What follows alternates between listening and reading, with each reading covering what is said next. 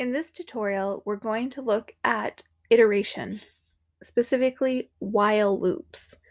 So let's go to the Marin Maker homepage here and go to the starter code while loops. When I select it, I'm going to come up and fork it. So I create a copy of it in my account, hide my files. And then the topic overview here is telling us a little bit about iteration, also known as looping. And it's the code that makes a computer program repeat certain lines of code. While loops in particular, what we're going to start with, are one type of iteration, and they work like this.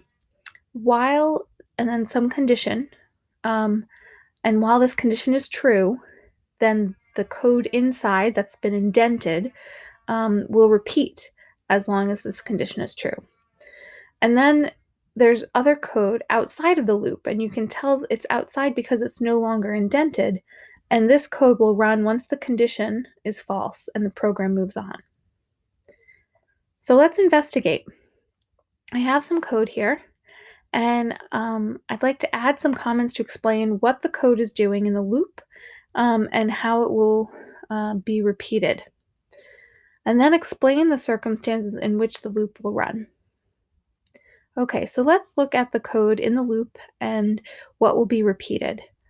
So I have a while loop here that is looking at, it's a comparison. The condition is a comparison of the answer, which is an input of a user input turned into an integer.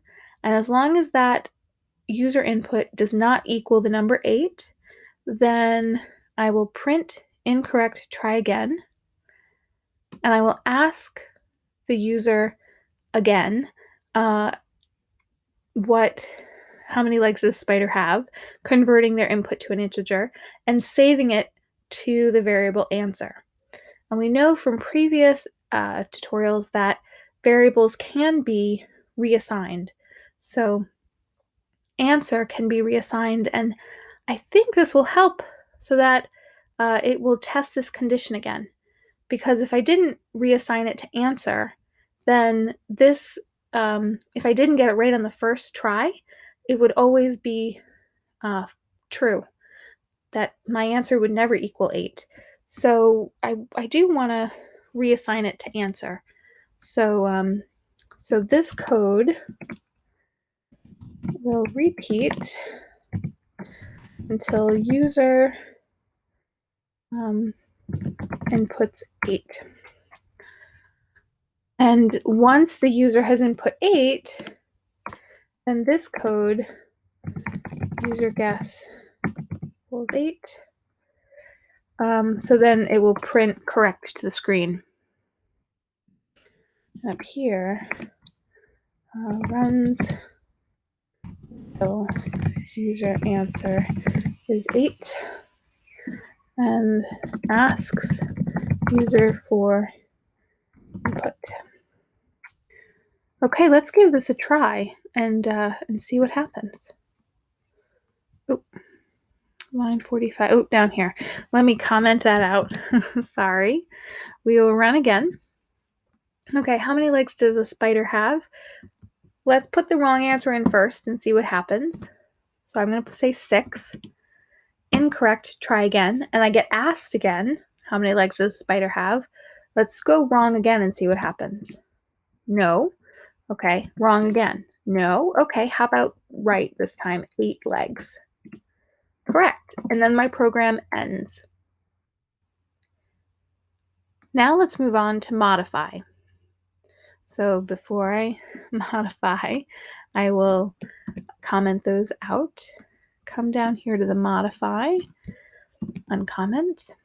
Okay, so we have some starter code here, but we need to add a line of code for the loop. There's nothing inside the loop. Right now, it started with the condition, but we want it to output an incorrect message and tell them what to do again.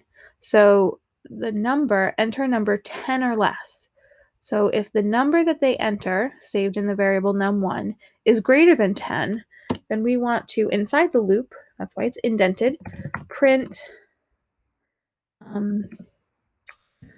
sorry, that's number is too big. Please try again. Okay. And then add a line of code that outputs the incorrect message, tells them what to do again, and lets them re-input their number. So very similarly up here to the answer, how many legs does a spider have, I'm going to need to take this variable with the question and put it inside the loop so it can ask again, because I'm testing if num1 is greater than 10. And then add a line after the loop that outputs a thank you message and repeats the number entered back to the user. Okay, so their example is, thank you, you typed 7. So make sure you backspace so you're not indented anymore, and we can just print. I will use that. Thank you, you typed num1. Okay, let's give this a try. We'll run, enter number 10 or less. Let's try 14. Oh, and let's give a space after each. Stop and let's try again. Okay, let's try 14. Sorry, it's too big. Try again. And I can. Let's put 6. Thank you. You typed 6. There we go. Okay, so we were able to repeat that. I'm going to comment that out again and go down to the create, where they want us to write a program that stores a secret number in a variable, and we can decide what number and the name of the variable. The user has to guess that secret number, and the program should loop until they get it right. Once the user has guessed correctly, they get a congratulations message. Okay, so we need a variable. I'm going to name it secret, and I'm going to say 7. So that's our number, and we want to ask the user to input a guess. So let's do guess equals, because we're using numbers, I'm going to need an integer, and input, please guess a number.